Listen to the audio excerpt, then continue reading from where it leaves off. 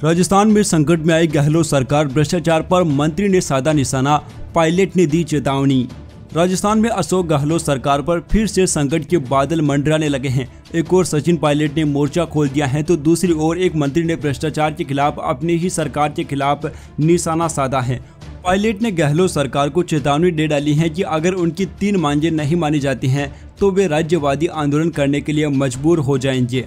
और वहीं दूसरी तरफ राजस्थान सरकार के मंत्री राजेंद्र गुड्डा ने भ्रष्टाचार के मुद्दे को लेकर अपनी ही सरकार पर निशाना साधते हुए कहा कि सरकार का अलाइनमेंट खत्म हो गया है और उसने भ्रष्टाचार के सारे रिकॉर्ड तोड़ दिए। कांग्रेस के असंतुष्ट नेता सचिन पायलट के समर्थन में जनसभा को संबोधित करते हुए सैनिक कल्याण मंत्री गुड्डा ने कहा, कर्नाटक की सरकार का जो 40% का भ्रष्टाचार का मामला था, हमारी सरकार उससे पार जा रही है। हमारी सरकार ने भ्रष्टाचार के सारे रिकॉर्ड तोड़ दिए।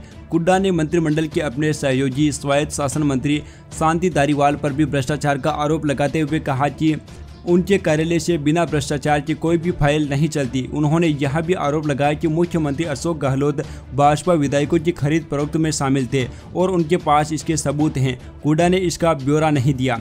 इससे पहले सचिन पायलट ने अशोक गहलोत के सामने 3 बड़ी मांगें रखी हैं। उन्होंने कहा, अगर उनकी मांगें मई के अंत तक पूरी नहीं होती हैं तो वो राज्यव्यापी आंदोलन शुरू करेंगे। अजमेर से अपनी 5 दिवसीय जन संघर्ष यात्रा के समापन पर उन्होंने ये बातें कही।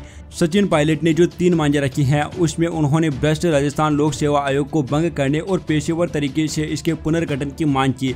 दूसरा, पेपर लीक के कारण भर्ती परीक्षा रद्द करने के लिए युवाओं को मुआवजा देने की मांग की। साथ ही पायलट ने पिछली वसुंधरा सरकार के खिलाफ भ्रष्टाचार के आरोपों की निष्पक्ष जाँच कराने की भी मांग की है।